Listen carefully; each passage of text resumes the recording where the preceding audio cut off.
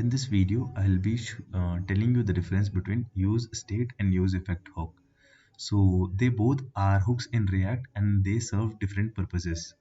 Firstly, the use state hook. Use state hook is used to manage the state in React so that and it is used when we have to manage the state as when we have a value that is being shown in the UI and we want that value to persist across multiple re-renders, and if that value is changing also, we can use the use state hook.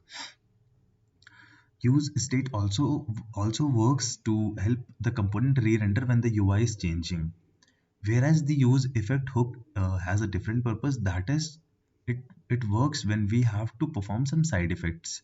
The side effects can be like we have to perform some API call, we have to fetch data from the API, or some kind of asynchronous task we have to do. That is where we can widely use effect hook.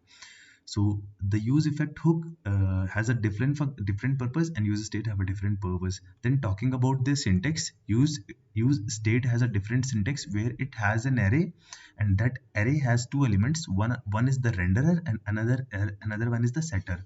So let's assume that the renderer name is count and the setter name is set count.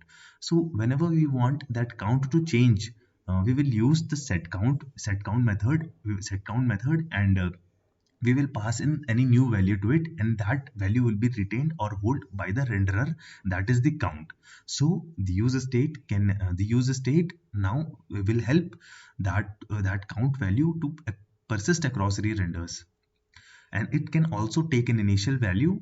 That will be shown inside the first render of the component. Whereas the use effect hook has a different syntax. Its syntax is kind of like we will use the use effect, and it has a callback, it has a function, and it has a dependency array.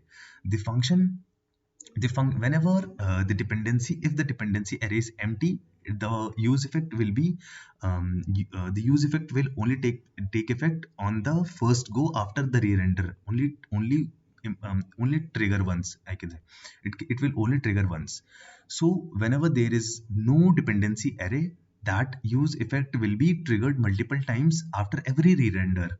So this is kind of they act the use effect can be used to mimic the functionality of lifecycle methods. Like in the first place, it was working as component did mount, and it can in the second, if it doesn't have a dependency array, it can work as a component did update. And if the function inside the user state is returning something, that return can be used to clear up to use it can be used for doing some clear up task, like removing the event listeners, which can act as component will unmount.